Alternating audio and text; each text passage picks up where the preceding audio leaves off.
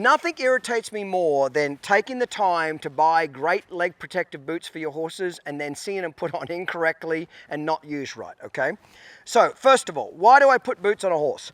I put boots on a horse no different to what a skateboarder or a kid on a BMX bike protects their knees, their elbows, and their head. It's just a safety precaution, okay? You've heard the old saying, no legs, no horse. So I use it to protect their legs, especially from their knees down, from one leg whacking against the other leg, or if you've got your horse on some sort of an obstacle course or out on a really difficult trail, okay, it's going to protect his legs if he bumps into a sharp rock, bumps into a log, etc. So let's talk about how not to put these boots on for starters. I've been using the Legacy Classic Equine boots now for almost 20 years, okay? A lot of people will put the boots on way too loose. So what they'll do is they'll put them on, okay? And they'll put them on way too loose, okay? Like I'm gonna do this one wrong. And they'll put them on way too loose. And what happens is halfway through the ride, the boot slides down the horse's leg like that. So now you've got all this top part that's not protected. There's no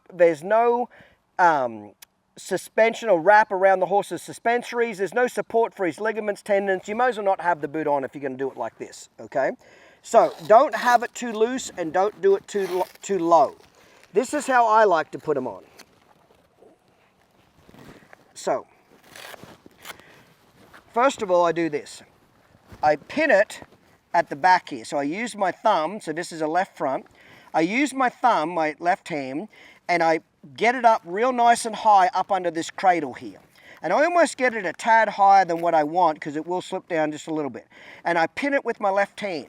With my right hand, I take the second Velcro, not the top one like this.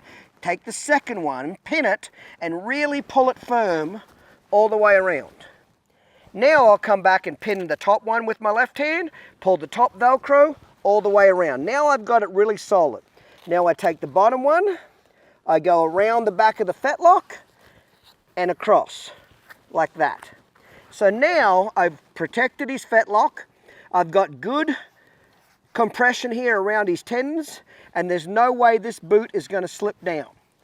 So I always pin it and then pull it over, pin it and then pull it over. So I pin the second Velcro first, then I come back up to the top Velcro, and then I go back down to the bottom in that order. When you take them off, to be honest, it doesn't even matter how you take them off, just get them off, okay? If you're using bell boots, okay, when I'm showing, I'll use a bell boot. This is what a no-turn bell boot. So the bulb here on the back gets the bell boot to it won't turn around very easily, okay? So I'll use bell boots, especially if I've got front shoes on a horse, and I'm running and stopping the horse a lot. I don't want them to rip those front shoes off. I'll use bell boots a lot on that type of horse, okay? Hind boot, kind of the same way. Go ahead and get your second Velcro. Let me just get him standing a little square here, right there. This is Reagan, my cow horse.